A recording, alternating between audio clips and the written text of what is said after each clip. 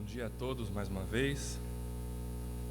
Vamos orar, pedindo ao Senhor que nos revele a palavra dele aos nossos corações, que cada um seja edificado pela palavra do Senhor nesta manhã. Vamos orar. Nós estamos aqui, Senhor, segundo o teu propósito, segundo a tua vontade. O Senhor tem um propósito com cada vida aqui presente nesta manhã, e que a tua palavra, Senhor, alcance os corações e as mentes, que compreendamos aquilo que o Senhor há de falar conosco, para nós cada vez mais estarmos apegados a Jesus Cristo, o nosso Salvador e Senhor, o teu Filho amado, e por Ele vivermos neste mundo, Senhor. Agradecemos por este momento especial, peculiar nas nossas vidas para nós, e que nós aproveitemos ao máximo este momento de culto, Senhor, principalmente agora, ao ouvir o Senhor falar conosco. Agradecemos por isso, Senhor, no nome de Jesus. Amém. Crer ou não crer, eis a questão. Crer ou não crer, eis a questão. Vamos continuar a exposição do capítulo 6 do Evangelho segundo o apóstolo João. Hoje vamos percorrer um trecho comprido, mas vamos, pela graça do Senhor, concluí-lo. Não concluir o capítulo 6, mas vamos até o versículo 59. Então, leiamos do 36 ao 59, por favor. João 6, de 36 a 59. Diz assim a continuação do discurso de Jesus. Porém, eu já vos disse que, embora me tenhais visto, não credes. Todo aquele que o Pai me dá, esse virá a mim. E o que vem a mim, de modo nenhum o lançarei fora. Porque eu desci do céu não para fazer a minha própria vontade, e sim a vontade daquele que me enviou. E a vontade de quem me enviou é esta, que nenhum eu perca de todos os que me deu. Pelo contrário, eu o ressuscitarei no último dia. De fato, a vontade de meu Pai é que todo homem que vir o Filho e nele crer tenha a vida eterna. E eu o ressuscitarei no último dia. 41. Murmuravam, pois, dele os judeus, porque dissera: eu sou o pão que desceu do céu. E diziam: não é este Jesus, o filho de José? Acaso não lhe conhecemos o pai e a mãe? Como, pois, agora diz: desci do céu? Respondeu-lhes Jesus: não murmureis entre vós. Ninguém pode vir a mim se o Pai que me enviou não o trouxer. E eu o ressuscitarei no último dia. Está escrito nos profetas: e serão todos ensinados por Deus. Portanto, todo aquele que da parte do Pai tem ouvido e aprendido, esse vem a mim. Não que alguém tenha visto o Pai, salvo aquele que vem de Deus, este o tem visto. Em verdade vos digo, quem crê em mim tem a vida eterna. Eu sou o pão da vida. Vossos pais comeram maná no deserto e morreram. Este é o pão que desce do céu, para que todo o que dele comer não pereça. Eu sou o pão vivo que desceu do céu. Se alguém dele comer, viverá eternamente. E o pão que eu darei pela vida do mundo é a minha carne. Disputavam, pois, os judeus entre si, dizendo: como pode este dar-nos a comer a sua própria carne? Respondeu-lhes Jesus: em verdade vos digo, se não comerdes a carne do Filho do Homem e não beberdes o seu sangue, não tendes vida em vós mesmos. Quem comer a minha carne e beber o meu sangue tem a vida eterna, e eu o ressuscitarei no último dia. Pois a minha carne é verdadeira comida, e o meu sangue é verdadeira bebida. Quem comer a minha carne e beber o meu sangue, permanece em mim e eu nele. Assim como o Pai que vive me enviou, e igualmente eu vivo pelo Pai, também quem de mim se alimenta, por mim viverá. Este é o pão que desceu do céu, em nada semelhante àquele que os vossos pais comeram e contudo morreram. Quem comer este pão, viverá eternamente. Estas coisas disse Jesus quando ensinava na sinagoga de Cafarnaum. Continuando o discurso, então, que Jesus proferiu àquela multidão que decididamente tinha ido procurar Jesus não por causa de Jesus, mas para satisfazer as suas necessidades naturais. A igreja se lembra que a multidão procurou Jesus, estava realmente decidida a encontrar Jesus por causa de comida, por causa da fome, por causa de necessidade natural. E após então Jesus iniciar um ensinamento para aquela multidão e para os seus discípulos que ali estavam também, ele anunciou o seu primeiro eu sou, registrado pelo apóstolo João. A igreja lembra que nós vimos na última exposição? Eu sou o pão da vida. Ele então aqui emenda dois ensinos muito importantes e fundamentais para a igreja. Nós vamos aprender hoje os ensinos de Jesus com relação a por que alguns creem em Jesus e por que outros não creem em Jesus. E o segundo ensino é: qual é a segurança da salvação para aqueles que creem em Jesus? Verso 36. Vamos então. Jesus dizendo: porém, eu já vos disse que, embora me tenhais visto, não credes. Embora me tenhais visto, não credes. O que Jesus está dizendo aqui? É uma possibilidade? Não, é uma afirmação. Jesus está afirmando que aquela multidão, mesmo tendo visto tudo o que Jesus tinha feito, não creu nele.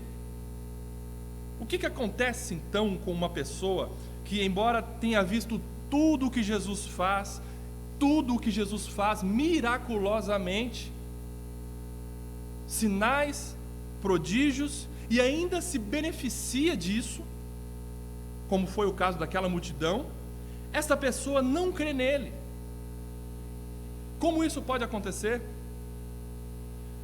Isso acontece porque, embora veja tudo o que Jesus faz miraculosamente, nenhuma pessoa por si mesma quer Deus. Nenhuma pessoa nasce com fé.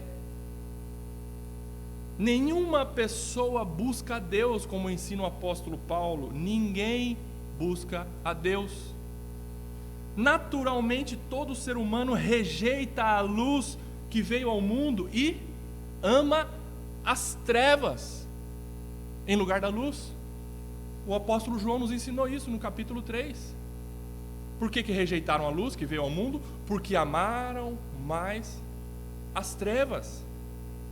E rejeitar aqui é uma decisão que responsabiliza o homem pecador.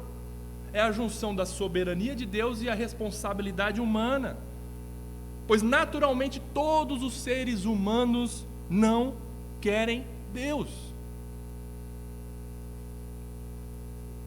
Para nós entendermos com relação à depravação total do homem, e todo ser humano não quer Deus se não for Deus agindo em seu coração, eu tomei emprestado aqui um ensino publicado no concílio realizado na cidade de Orange, na França, no ano 441 depois de Cristo, e eles publicaram esse ensino, aspas: o pecado do primeiro homem danificou e enfraqueceu de tal forma o livre-arbítrio que, depois dele, ninguém mais é capaz de amar a Deus de maneira certa. Ninguém é capaz tampouco de acreditar em Deus ou de fazer o bem por amor a Deus, a não ser que a graça da misericórdia de Deus vá adiante dele. O pecado afetou de tal forma os seres humanos que, pós o pecado, ninguém busca a Deus. O livre-arbítrio do homem está condicionado às trevas. A nossa vontade está maculada pelo pecado. A nossa consciência está carimbada e está escravizada pelo pecado, de tal forma que todos os seres humanos optam pelas trevas em detrimento da luz. Outro ensinamento que eu colaciono aqui é do nosso amado irmão Spurgeon. É uma frase conhecida, acredito que da maioria, ele contando sobre sua própria salvação e a maneira como ele creu em Deus, Spurgeon disse: eu creio na doutrina da eleição, porque eu estou bem certo que se Deus não me tivesse escolhido, eu nunca o teria escolhido. E tenho certeza que Ele me escolheu antes de eu nascer, ou caso contrário, Ele nunca teria me escolhido depois. E Ele deve ter me eleito por razões desconhecidas por mim, porque eu nunca pude encontrar qualquer razão em mim mesmo pela qual Ele devesse me olhar com especial amor. Ou nós cremos na palavra de Deus que diz: ninguém busca a Deus, ou nós precisamos rejeitar o ensino bíblico. Fere o nosso coração humanista, mas justamente é isso que Deus quer fazer: quebrar o nosso humanismo e exaltar a Ele, de tal forma que Ele seja glorificado, não o homem que acha que busca a Deus e que consegue a sua própria redenção. Agora, se você crê em Cristo hoje, você que crê em Jesus Cristo hoje, é porque algo ocorreu em você, mas por ação de um ser todo-poderoso fora de você.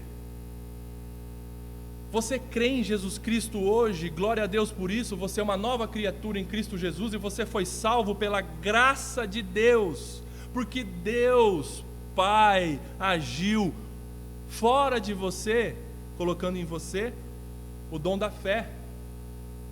A nossa salvação, ela é monergística. O que é isso, Rodrigo? Pelo amor de Deus, eu explico. Monergística. A palavra monergística vem de monergismo, do grego mono, que quer dizer um ou único, e ergon é ação ou trabalho. Então, mono, único, quem trabalha, quem age. A nossa ação, ela é realizada por um só que age. A nossa salvação, como algumas doutrinas teológicas defendem, não é sinergística, com a participação de Deus e do homem. Não, nós cremos pela palavra de Deus que a nossa salvação, a nossa redenção é monergística. Mono, ergon, a ação de um lado só, Deus. Nas palavras de Arthur W. Pink, da mesma forma, olha que lindo isso, da mesma forma que a gravidade, de acordo com a sua lei, só leva um objeto para baixo, assim também, para que o homem se levante do lamaçal do pecado, é preciso que uma força externa o faça subir. Como nós aprendemos em João 3,16, todos estão perecendo, todos estão indo para a condenação eterna. E se Deus não salva, a pessoa vai, amando as trevas, para a perdição. É o caminho do seu próprio coração corrompido por causa do pecado. Agora vamos ver nos versos seguintes, quem tem o comando pleno da salvação em suas mãos. Nós vimos que há pessoas que não creem, como Jesus disse no 36, né? Vocês não creem, mesmo tendo me visto, ou visto tudo aquilo que eu tenho feito, vocês não creem. Agora olha só, quem tem o comando pleno da salvação em suas mãos e faz com que exista, dentre aqueles que nascem pecadores, amando as trevas e jamais buscando a Deus, alguns que são escolhidos e alcançados pela graça transformadora da redenção. Aleluia! Deus deu esperança para o homem. Dentre todos aqueles que não creem, Deus salva os seus. Percebam aqui o poder das palavras de Jesus, do 37 ao 40. Vamos lá. Todo aquele que o Pai me dá, esse virá a mim. De modo nenhum o lançarei fora. Porque eu desci do céu não para fazer a minha própria vontade, e sim a vontade daquele que me enviou. E a vontade de quem me enviou é esta: que nenhum eu perca de todos os que me deu. Pelo contrário, eu o ressuscitarei no último dia. De fato, a vontade de meu Pai é que todo homem que vir o Filho e nele crer tenha a vida eterna, e eu o ressuscitarei no último dia. Meus amados irmãos, em que podemos resumir todas essas palavras de Jesus do 37 ao 40? A vontade de Deus é a obra de Deus, que Jesus disse agora há pouco no seu discurso, no versículo 29, como nós estudamos. A obra de Deus é o quê? Que creiais naquele que por ele foi enviado. Todas essas palavras de Jesus, do 37 ao 40, se resumem na vontade de Deus, na obra de Deus. Obra unilateral, obra poderosa, obra irresistível da parte de Deus. Quem pode impedir ou resistir à vontade de Deus? Jesus está dizendo para a multidão assim: a obra de Deus, meu Pai, é levar todo aquele que Ele escolher a crer em mim. Porque ninguém por si mesmo pode fazer isso, mas meu Pai pode e Ele faz. Nós precisamos ter em mente, e quem já crê nisso precisa ser reforçado no coração, que Deus é soberano na eleição, na escolha, na salvação. Deus é quem predestina, Deus é quem chama, Deus é quem escolhe, Deus é quem glorifica. A obra é de Deus, a vontade de Deus para a salvação. Não vem do homem. Nós lembramos do exemplo de Pedro. Jesus pergunta para os seus discípulos, né? Quem vocês dizem que eu sou? Lembram desse episódio? E Pedro então responde, né, em nome do grupo: o Senhor é o Cristo, o Filho do Deus vivo. Aí então Jesus exalta Pedro, né? Falou: oh Pedro, nossa, mas que brilhante resposta sua. Eu sabia que você era diferenciado. Sabia que você era diferente dos demais. Eu tinha certeza que você ia acertar essa resposta. Essa não foi a resposta de Jesus, a afirmação de Pedro. Em outras palavras, Jesus diz assim para Pedro: você chegou a esta conclusão brilhante, Pedro, magnífica, porque o meu Pai revelou isto a você. Deus age nos corações para que as pessoas passem a crer em Jesus Cristo. Meus irmãos, minhas irmãs, nós precisamos sempre ser relembrados que se nós cremos hoje em Cristo como nosso Senhor e Salvador, isso não vem de nós mesmos, é exclusivamente por amor e pela graça de Deus em nos dar o que nós não merecíamos, em produzir em nossos corações o que nós não tínhamos, o dom da fé, em nos fazer viver, estando nós mortos nos nossos delitos e pecados. É Deus quem nos conduz ao arrependimento, é Deus quem nos leva a Cristo, é Deus quem nos chama das trevas que tanto amamos e nos transporta para o reino do Filho que tanto passamos a amar. É Deus quem começa e termina a boa obra de redenção, que é a obra dele, que nos alcança, que alcançou você que crê em Jesus Cristo hoje. Confira a clareza, por favor, do versículo 37. Olha só o que Jesus diz, versículo 37. Todo aquele que o Pai me dá. O que você e eu percebemos nesse trecho do versículo 37? Todo aquele diz respeito a todos os seres humanos? Não, não. Todo aquele que o Pai me dá. Então, se o Pai dá a alguns ao Filho, quer dizer que Deus escolhe alguns. e rejeita outros. Quem faz isso? Deus.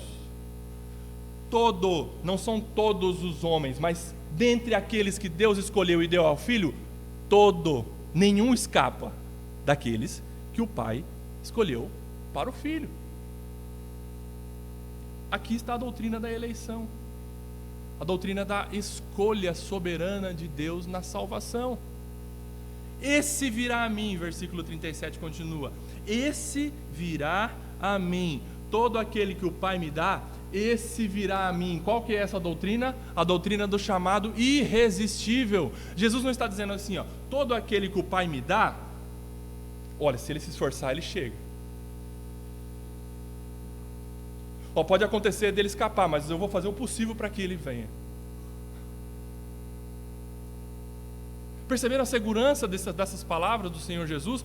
Todo aquele que o Pai me dá, olha só o processo, Deus, todo aquele que Ele escolheu, esse virá a mim, não vai escapar, não vai ficar pelo caminho, não vai decidir, o homem escolhido não vai decidir não querer Deus, porque uma vez Deus colocando o dom da fé no coração dele, ele é irresistivelmente atraído a Deus, pela fé, aleluia, e isso não muda, porque por causa de você, de mim não, por causa de Deus. Todo aquele que o Pai me dá, esse virá a mim. Se o Pai chamou você, meu amado irmão, não tem mais volta. Não tem mais volta. Aleluia. Mas e se eu pecar? E se você pecar? Como fica essa situação?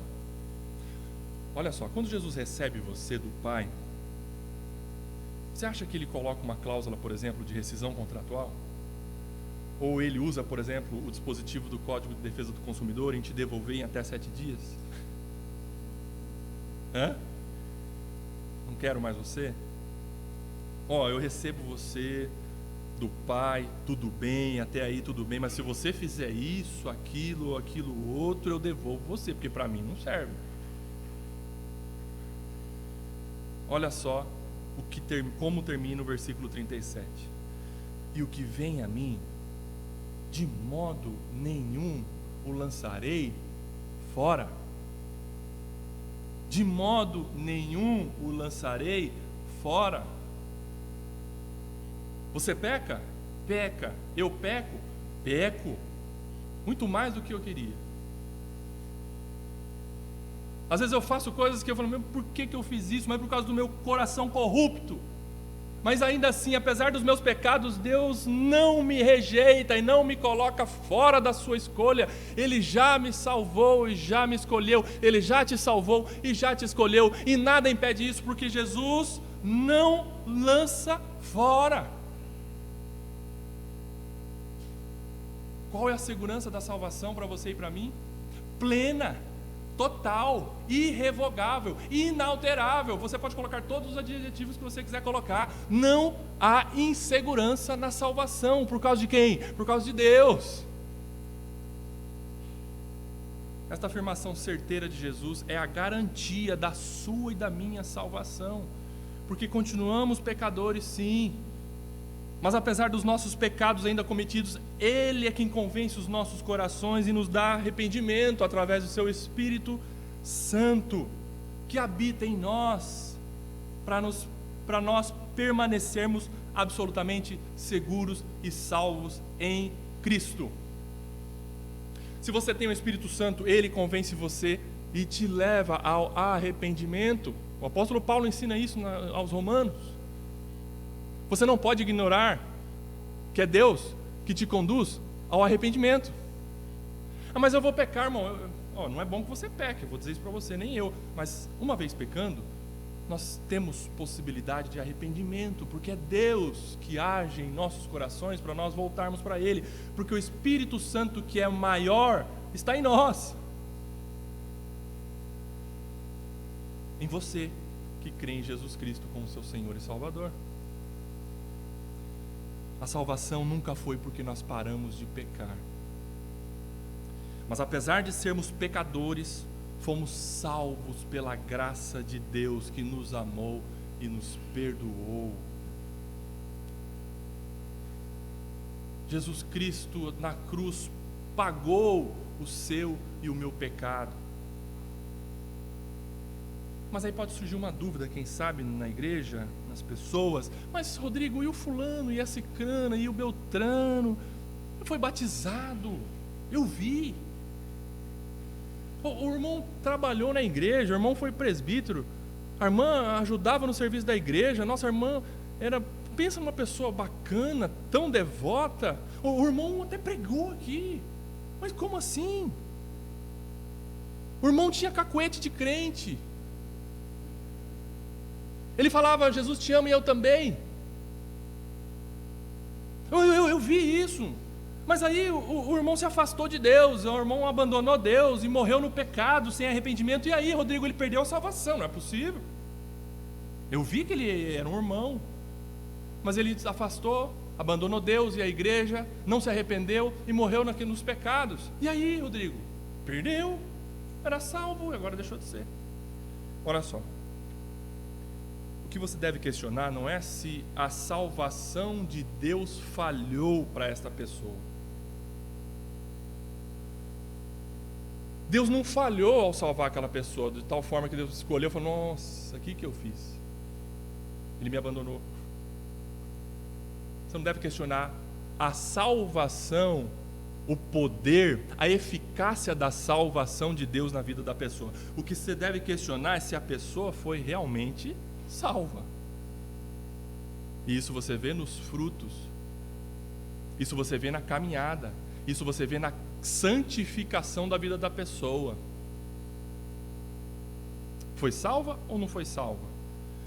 Se essa pessoa fez tantas coisas boas, tantas coisas espirituais, lembre-se de Judas Iscariotes. Ele também fez tantas coisas de crente. Ele era contado entre os 12 apóstolos, ele era tesoureiro do grupo, ele expelia demônios. Quer coisa mais de crente do que isso? Ele expelia demônios, ele andava com os 12, estava com o Senhor, era contado entre os 12. Deus falhou com Judas? Não, Deus não salvou Judas Iscariotes. Nós vamos aprender sobre Judas no final do capítulo 6 aqui, de João, que Jesus fala que ele era diabo. Então, com relação a essas pessoas que nós conhecemos, nós sabemos que caminharam conosco, viveram uma vida de crente, estavam na igreja, mas abandonaram, apostataram, não se arrependeram e morreram. Você pode pegar o versículo 19 do capítulo 2 da carta do apóstolo João, 1 João, capítulo 2, verso 19, diz assim: eles saíram do nosso meio, entretanto não eram dos nossos, porque se tivessem sido dos nossos, teriam permanecido conosco. Todavia eles se foram para que ficasse manifesto que nenhum deles é dos nossos. Como você vai ler este versículo? Você vai ler este versículo não porque a pessoa saiu da sua igreja, por favor, não é aqui que há garantia da salvação. Se o irmão saiu dos nossos, não, agora ele está perdido, foi para outra igreja, não era dos nossos, não voltou, não é de Deus. Não, pelo amor de Deus, você pode sim mudar de igreja, ir para uma outra melhor, você vai encontrar. Meu desejo é que você fique conosco. Mas não é questão de mudar de igreja, é uma pessoa que abandonou o caminho do Senhor, não era dos nossos, ele não permaneceu no caminho e morreu sem se arrepender. Porque a palavra de Deus diz que enquanto há vida, há esperança. Você vai olhar para aquela pessoa que se afastou de Deus hoje, que não está com Deus hoje, que está vivendo em pecado hoje, vai dizer: essa pessoa está condenada? Ainda não. Há possibilidade de arrependimento, porque se ela é de Jesus, Jesus não vai lançar ela fora. Mas se ela não for, ela jamais irá crer. O que você tem que fazer? Exortar essa pessoa, falar de Deus para a pessoa, falar: irmão, ou fulano, fulana, a palavra de Deus que você conhece diz: arrependa-se dos seus pecados, Deus ama você. Você pode exortar essa pessoa a voltar para os caminhos do Senhor. Quem sabe Deus usa você para despertar arrependimento naquele coração. Portanto, a salvação não é algo frágil, de tal forma que Deus pode falhar na obra que Ele começou a fazer. Quando Deus concede nova vida a alguém, Ele concede de fato. Ele não faz experimento. Não é uma parte de Deus e uma parte nossa, não, é tudo de Deus. Quando Deus insere alguém em sua família, Ele insere de verdade. Quando Deus escreve o nome de alguém no livro da vida, Ele assim o faz, não com lápis, com possibilidade de apagar, mas com uma escrita rubra do sangue de Jesus Cristo. E ninguém apaga o seu nome do livro da vida. Qual é a garantia da salvação? Deus. Deus. A segurança da salvação não é questão de corrente teológica também, eu preciso lembrar isso a você. Não é corrente teológica A, B ou C, não. Nós estamos com a corrente teológica A, por isso nós cremos que não perde salvação. Agora tem pessoas que acreditam que possa perder salvação e eles estão certos também. Não é questão de corrente teológica. Nós não estamos nos referindo a Calvino nem a Armínio. Nós estamos vendo que a salvação é segura por conta das palavras claras e límpidas do nosso Senhor Jesus Cristo. Você não está vendo nas institutas de Calvino, você está vendo na Bíblia, a palavra do seu Senhor que diz: não lançarei fora. Aquele que o Pai me dá, esse virá a mim. Aleluia. É Jesus que está dizendo isso. Por isso, querido, estar inscrito no hall de membros de uma igreja não necessariamente quer dizer que a pessoa está inscrita no livro da vida. E isso faz você e eu pensarmos sobre a nossa vida com Deus. Como está o nosso relacionamento com Deus? Como eu estou desenvolvendo a minha salvação? Não é porque eu bato cartão todo domingo na igreja que eu sou salvo. Estou inscrito no hall de membros, garantir minha salvação? Jamais. Isso é uma maneira administrativa de uma igreja local cuidar dos seus membros, cuidar daqueles que a liderança tem responsabilidade espiritual. Mas você crendo em Jesus Cristo, o seu nome está inscrito no livro da vida do Cordeiro. Leia Apocalipse capítulo 6, você vai ver o poder do grande Rei Jesus. Aleluia. Mesmo após esta explicação de Jesus, vejam o que a multidão fez. O que a multidão fez? 41 e 42. Murmuravam, aqui no original, eles reclamavam cochichando. Murmuravam, pois, dele os judeus, porque disseram: eu sou o pão que desceu do céu. E diziam: mas não é esse Jesus? Mas não é o filho de José? Não conhecemos o pai e a mãe dele? Peraí, olha quem está falando. Como assim ele diz que desceu do céu? Peraí. Eles estavam murmurando. Aqui nós precisamos aprender que não é a familiaridade, não é o conhecimento circunstancial que faz com que uma pessoa creia em Jesus. Eles entenderam o que Jesus estava dizendo? Sim, entenderam. Você está dizendo tudo isso, mas quem é você? Conhecemos de onde você vem. Agora você quer que a gente acredite que você é o pão do céu? Peraí, aí já é demais. Eles ouviram o que Jesus disse, mas não creram. Eles viram o que Jesus estava fazendo, mas não creram em Jesus. Eles viram os milagres, conheciam Jesus superficialmente, mas eles não tiveram um encontro real e verdadeiro com Cristo a ponto de crer nele. Por quê? Por quê? Porque o Pai não tinha dado eles ao Filho. Por que alguns creem e outros não creem? É uma ação monergística, somente da parte de Deus. eles não creram em Jesus. E eles decidiram amar mais as trevas do que a luz. Perceba uma coisa, se para você está muito claro isto, meu irmão, minha irmã, louve a Deus e agradeça a Deus, porque Ele abriu o seu entendimento, Ele deu fé a você, Ele deu você a Jesus para salvar a sua vida. Se isso está muito claro para você, você leva, nossa, é tão claro, é o que aconteceu na minha vida, meu amado irmão, foi Deus que colocou o entendimento na sua mente, no meu coração, para nós crermos, e isso foi descortinado para nós.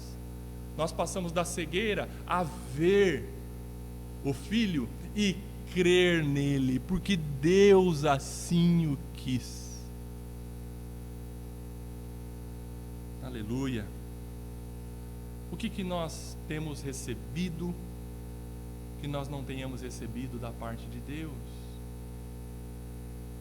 Se você faz parte da família de Deus hoje, agradeça a Deus por isso, louve a Deus por isso, glorifique a Deus por isso, adore a Deus por isso, porque Ele teve misericórdia de você. A presunção, a arrogância, a soberba, a jactância em declarar eu sou salvo, não. Entre num descanso, meu querido. Você pode declarar sim, eu sou salvo.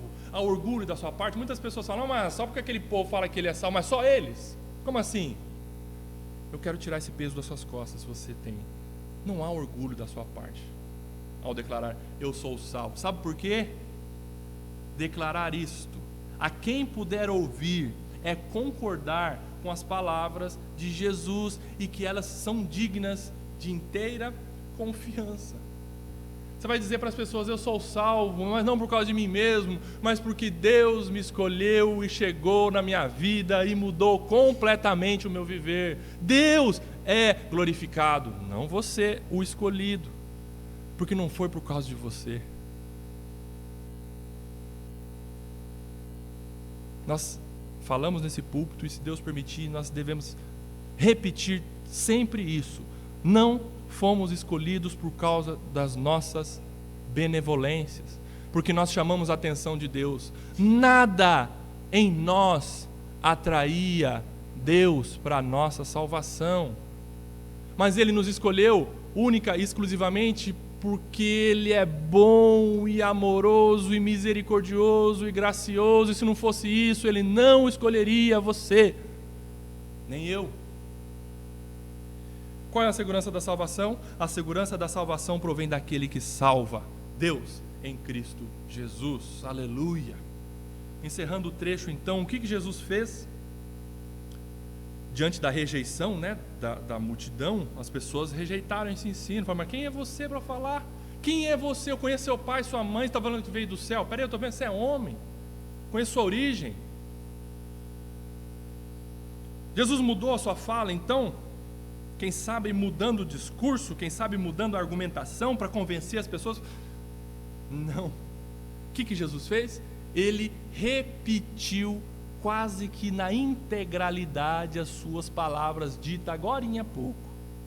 Palavras de verdade e luz. Jesus praticamente repetiu o discurso, agora com um detalhe, um tempero, um pouquinho do prenúncio do seu sacrifício. Um pouquinho do anúncio da sua morte, o corpo entregue e o sangue derramado. E isso nós vamos ler, os versos 43 até os 59. Vocês vão perceber que a argumentação de Jesus continua a mesma. A fala de Jesus continua exatamente, ou quase que exatamente igual ao que ele havia dito antes. 43 até os 59. Vamos lá? Respondeu-lhe Jesus, não murmureis, ou seja, não fiquem cochichando, reclamando aí, que eu estou ouvindo vocês. Não murmureis entre vós, ninguém pode vir a mim, se o Pai que me enviou não o trouxer, e eu o ressuscitarei no último dia. Ele já tinha dito isso? Já, repetiu. Está escrito nos profetas, e serão todos ensinados por Deus. Aqui Jesus lança a mão do ensino de Isaías. E serão todos ensinados, ou mente iluminada por Deus, é isso que quer dizer, mente esclarecida por Deus. Serão todos ensinados por Deus. Portanto, todo aquele que da parte do Pai tem ouvido e aprendido, esse vem a mim. Ele já tinha dito isso? Já. Não que alguém tenha visto o Pai, salvo aquele que vem de Deus. Este o tem visto. Ele está falando dele mesmo. Dele mesmo. Em verdade vos digo, quem crê em mim tem a vida eterna. Ele já tinha dito isso? Já. Eu sou o pão da vida, já tinha dito isso? Já. Vossos pais comeram maná no deserto e morreram. Este, ou seja, ele mesmo, é o pão que desce do céu, para que todo o que dele comer não pereça. Eu sou o pão vivo que desceu do céu. Se alguém dele comer, viverá eternamente. E o pão que eu darei pela vida do mundo é a minha carne. O que Jesus está dizendo aqui? Um prenúncio do seu sacrifício. Lembra que nós vimos na última aula? Comer do pão é o quê? É crer. E crer é acreditar e confiar. Lembra-se? Jesus está repetindo isso. Agora ele colocou uma pitadinha do seu sacrifício. Aí a multidão disputavam, pois, os judeus entre si, dizendo: como pode esse dar-nos comer a sua própria carne? Eles entenderam? Literalmente as palavras de Jesus. Ele estava falando de canibalismo aí. Como assim? Esse cara está falando de comer da própria carne dele, beber do sangue dele. Que isso? Disputavam, eles começaram a ficar eufóricos. Agora ele já está extrapolando. Como assim? E aí Jesus continua, respondeu-lhe Jesus: em verdade vos digo. O que Jesus faz? Fala a mesma coisa. Se não comerdes a carne do Filho do Homem e não beberdes o seu sangue, não tendes vida em vós mesmos. Aqui Jesus está dizendo, óbvio, é uma realidade espiritual da nossa união com Ele após salvação. Nossa união com Cristo, nós desfrutamos dele, nós desfrutamos do seu corpo e do seu sangue. Isso nos lembra a ceia, muito bem, mas é uma realidade espiritual. E vós mesmos, 54, né? Quem comer a minha carne e beber o meu sangue tem a vida eterna, e eu o ressuscitarei no último dia, pois a minha carne é verdadeira comida e o meu sangue é verdadeira bebida. Quem comer a minha carne e beber o meu sangue permanece em mim e eu nele. Jesus tinha dito isso? Já, repetindo as mesmas coisas. Assim como o Pai que vive me enviou, igualmente eu vivo pelo Pai. Também quem de mim se alimenta, por mim viverá. Olha que coisa linda esse ciclo, né? Essa via de mão dupla, Jesus no Pai, nós em Jesus, nós temos o Pai, nós temos Deus, nós vivemos por Ele. Jesus é o caminho até Deus. Assim como Jesus vive pelo Pai, nós vivemos em Jesus. Através de Jesus nós temos vida e vida verdadeira. 57 nós vimos, né? Também quem de mim se alimenta, por mim viverá. 58. Este é o pão que desceu do céu, em nada semelhante àquele que os vossos pais comeram e contudo morreram. Quem comer este pão viverá eternamente. Quem comer dele, quem crer em Jesus viverá eternamente. O que Jesus disse? Quem crê em mim tem a vida eterna. Estas palavras, estas coisas disse Jesus quando ensinava na sinagoga em Cafarnaum. Por que Jesus continuou falando as mesmas coisas? Jesus repetiu praticamente todas as suas palavras que havia dito outrora. Por quê? Para ensinar para nós esta manhã uma linda e encorajante lição. Nós devemos continuar evangelizando e falando as mesmas verdades bíblicas para as pessoas, sem desanimar, sem falar que aquela pessoa não merece mais, porque nós não sabemos quem é que o Pai vai fazer crer e quem permanecerá amando as trevas, mas nós devemos continuar falando de Cristo e de sua obra para as pessoas, para os amigos, para os familiares, para os desconhecidos, seja quem for, porque se Deus fez conosco, Ele pode fazer com qualquer um. O poder para salvar está nas mãos dEle, e Ele usa o Evangelho, que é o poder de Deus, para quê? Para a salvação de todo aquele que crê. O Evangelho anunciado por você e por mim. Deus nos usa para nós irmos por todo o mundo e pregarmos o Evangelho a toda criatura. E Ele, através do Evangelho, que é o poder de Deus, Ele salva quem Ele quer. Que coisa linda! Que coisa maravilhosa! E quando Ele chega na vida de uma pessoa, não tem para ninguém. É irresistível. Ninguém pode vir a mim se o Pai que me enviou não o trouxer. Quem falou isso? Jesus. Eu o ressuscitarei no último dia. O inverso também é verdadeiro. Todo aquele que vir a mim, ou né, no verbo vir, no verbo ir até, vai vir se o Pai trouxer. E quando o Pai traz, eu ressuscito no último dia. Acabou. Não tem para ninguém. Conclusão. Após você ter recebido este ensino sobre a segurança da salvação, você que crê em Jesus Cristo como seu Redentor e Senhor pessoal, você então tem condições de se apropriar da salvação. Porque muitas vezes, e muitos crentes vivem nessa insegurança, dizendo, hoje eu perdi, hoje eu tenho, mas amanhã de repente a gente acorda meio atravessado, um pecado, uma vida, né, cheia de tribulações, e a gente fala, hoje eu estou sem a salvação, porque, nossa, estou tão ruim. Não, meu amado, como diz o apóstolo Paulo a Timóteo, tome posse da sua salvação. Isso faz com que nós tenhamos, ou isso produz em nós uma vida de santidade. É a segurança da salvação que você está aprendendo nesta manhã, que você tem em Deus, que faz com que você viva em santidade, porque Ele está transformando a sua vida. Você acha que Ele é poderoso para te salvar e não é poderoso para te transformar? Ele já te salvou? Ele pegou você e deixou você agora se vira? Ele está no caminho conosco. Há quem diga que o quinto ponto do calvinismo, perseverança dos santos, é a perseverança de Deus nos santos. Ou seja, é Deus fazendo com que o santo persevere. É Deus em nós. A segurança da salvação. Você não vai cruzar os braços e perguntar assim, já que eu sou salvo, já que eu sou salvo mesmo, então para que me esforçar, né? Já está garantido. Não preciso fazer nada. Para quê? Para que viver em santidade? Eu sou salvo mesmo, não perco, Jesus não vai me lançar fora de modo nenhum, eu ouvi o Rodrigo dizer. Mas aí você pode, por exemplo, fazer uma correlação bem menor, mas que nos ajuda a entender. Um filho, ele vai dizer para o pai assim, eu sou filho mesmo, para que obedecer? Não perco filiação.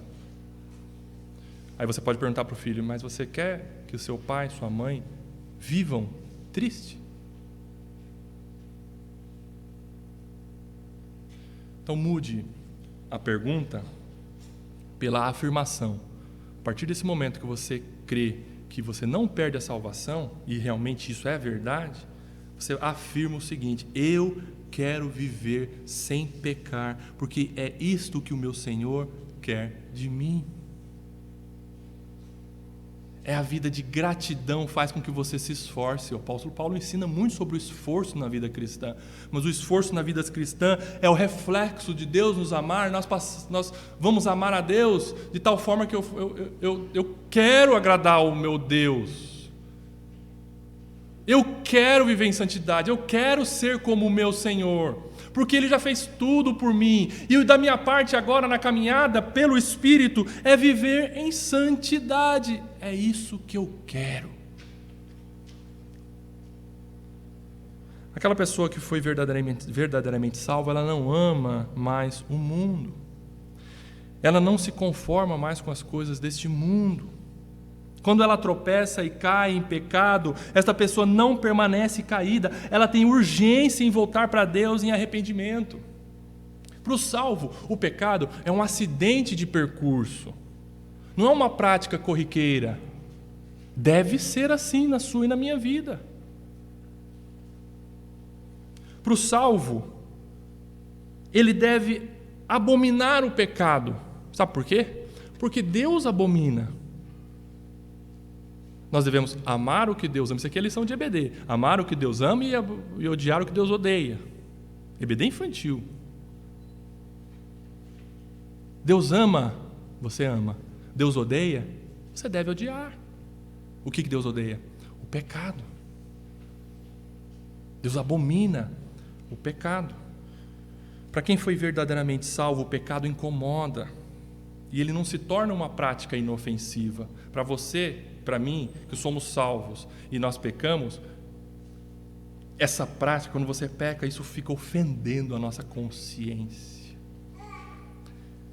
Fica espezinhando a nossa mente. Isso fica incomodando.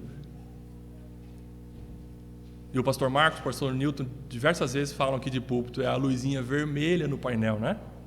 Que acende. Uma ilustração tão legal que você pode relacionar a sua vida quando você peca. Incomoda. Por quê? Porque o pecado é uma sujeira repugnante em nosso corpo e a gente não vê a hora de se limpar completamente. Agora, se o pecado está sendo prazeroso e inofensivo para você, eu vou dizer para você, você está numa situação perigosíssima espiritualmente falando.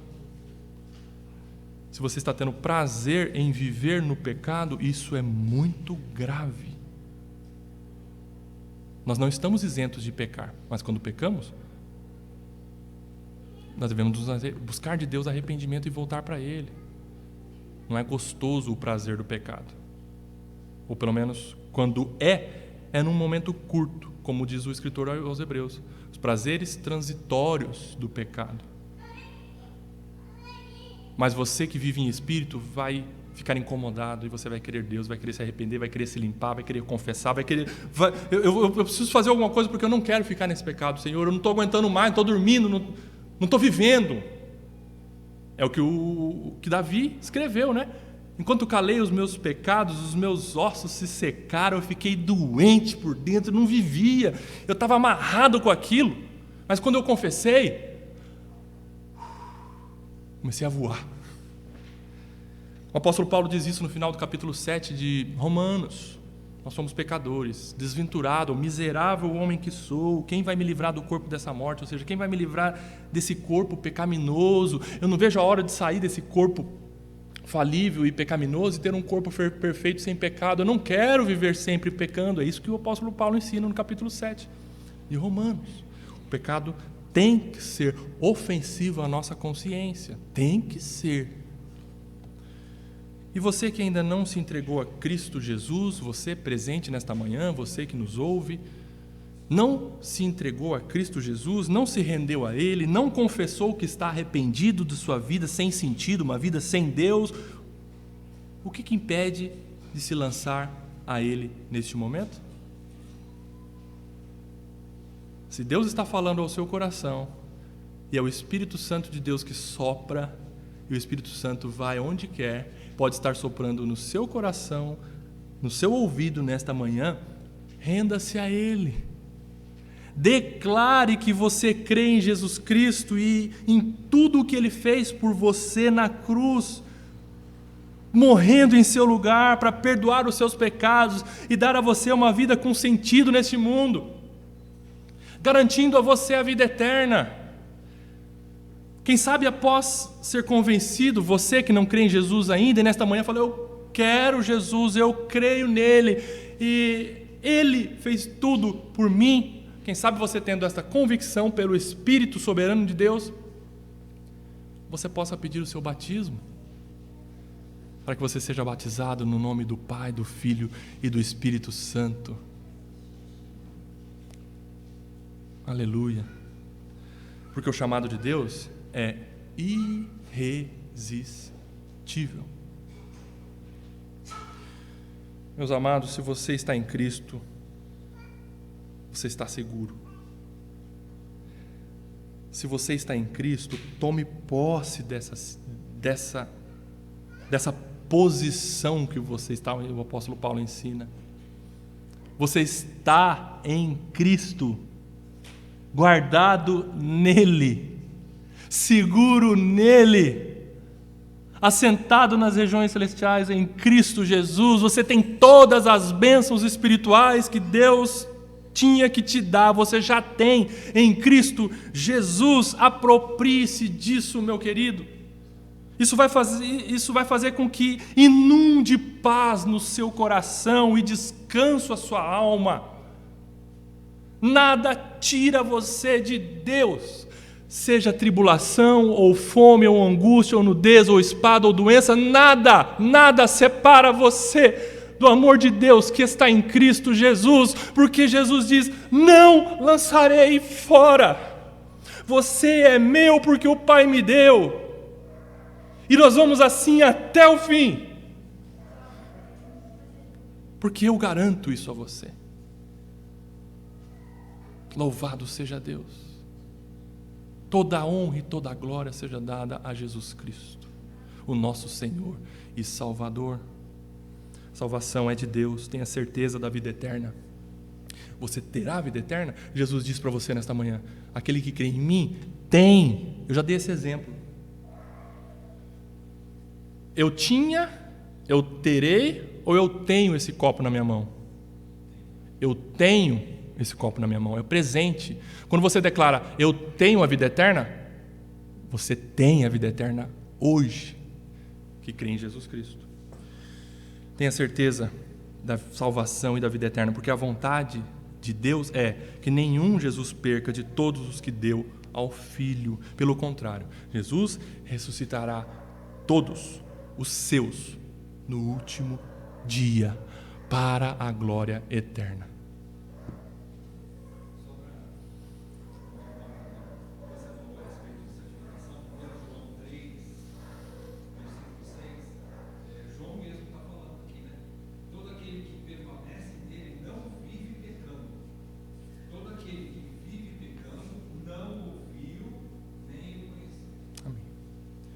João usa as mesmas palavras do Evangelho, né? Amém. Louvado seja Deus nesta manhã. Que você saia por aquela porta convicto da sua salvação. Apesar dos nossos tropeços, apesar das nossas falhas, apesar de nós não amarmos o Senhor como nós deveríamos, mas Ele está conosco e Ele é misericordioso e Ele dá a você e a mim oportunidades de arrependimento. Como diz um homem de Deus: obrigado, Senhor, pelas inúmeras segundas chances que o Senhor me dá. No nome de Jesus. Amém.